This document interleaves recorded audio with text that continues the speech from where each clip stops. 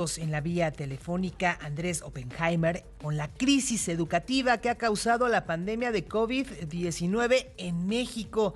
Pues sin duda una situación complicada la que se está viviendo, la que están viviendo los estudiantes y también los papás de los estudiantes, Andrés, quienes nos estamos viendo complicado el tema de atender 3 niños en mi caso y de diferentes grados.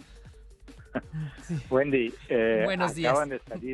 buenos días, acaban de salir varios estudios Ujú. sobre los daños causados a la educación por la pandemia en México y en toda América Latina que son aterradores. Ujú. Uno dice que el 45% de los niños y las niñas de las comunidades más pobres en Chiapas ya tuvieron que abandonar sus estudios por la pandemia, a pesar de estar recibiendo becas del gobierno, ¿no? O sea, eso es un problema que se está dando en Chiapas. Este estudio viene de la Organización Mexicanos contra la Corrupción y la Impunidad. Visitaron 20 municipios de los más pobres de Chiapas y encontraron, como te decía recién, que casi la mitad de los niños y las niñas tuvieron que dejar de estudiar pese a recibir las becas del Plan Prospera y las becas Benito Juárez y otras. Y esto, Wendy, es general en las áreas pobres no solo de México, sino de toda América Latina.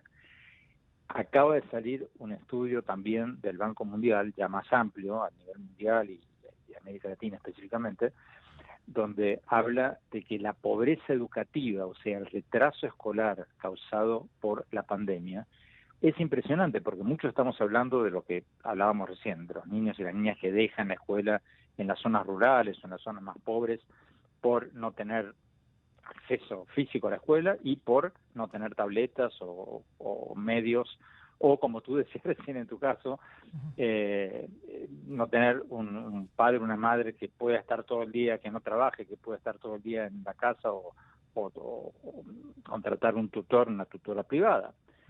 Entonces, esto es gravísimo, bueno, por dos motivos. Primero, porque va a agravar la inequidad. El Banco Mundial, en un estudio esta semana, en el que te mencionaba recién, advirtió que esta pandemia ha causado una catástrofe de inequidad, así lo llaman, en nuestros países. Y se refería precisamente a problemas como este. Yo recién acabo de colgar, entrevisté telefónicamente hace unos minutos a Jaime Saavedra, el director del Departamento de Educación del Banco Mundial, que es el que sacó este estudio, y él me decía que antes de la pandemia ya un promedio del 53% de los niños y niñas de 10 años en América Latina estaban en una situación de pobreza educativa. O sea, ellos definen pobreza educativa como tener 10 años y no poder leer y entender bien un texto básico. Ahora, después de la pandemia, eso ha subido al 64%. El 64% de los niños y niñas de 10 años no pueden leer y entender un texto básico. Y Qué entonces horrible. el tema, Wendy, es cómo vamos a poder competir en México, en América Latina, con los países asiáticos y los países de Europa del Este y otros países emergentes en un mundo en que estamos en la era de la economía del conocimiento, donde el trabajo mental vale cada vez más y el trabajo manual y las materias primas valen cada vez menos. O sea, los países que más avanzan y más reducen la pobreza son precisamente los países que tienen una fuerza laboral bien educada, que pueden agregar valor a los productos y venderlos más caros y ganar más para sus países. Entonces, acá, Wendy, estamos en un problema gravísimo del que hay que poner mucho más en el centro de la agenda política y periodística de México y de todos nuestros países.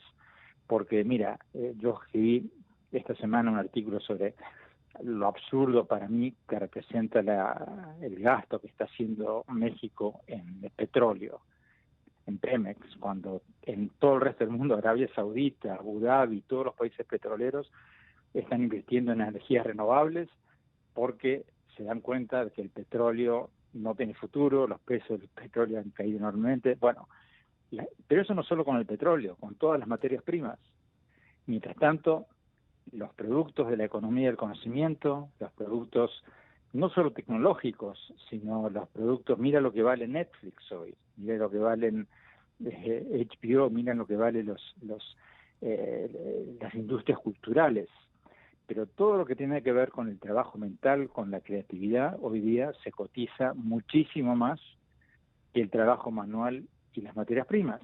Uh-huh. Y si esta pandemia va a retrasar aún más la capacidad cognitiva de nuestros niños, de nuestras niñas, y no vamos a hacer nada al respecto, vamos a estar muy, pero muy mal. Sí, lamentable. Y el tema es que no sabemos, Andrés, cuánto más va a durar esto. Y si pues los gobiernos no se aplican, como tú bien dices, cómo sacar adelante, cómo ser un país competitivo, ¿no?, en este tema. Bueno, Wendy, creo, o sea, la primera pregunta es más o menos fácil de responder, porque, Uh-huh. bueno, la vacuna ya está saliendo, serán meses más, meses menos, pero todos suponemos que para medianos del año próximo, si no antes, probablemente antes, ya vamos a estar en una situación de cierta normalidad.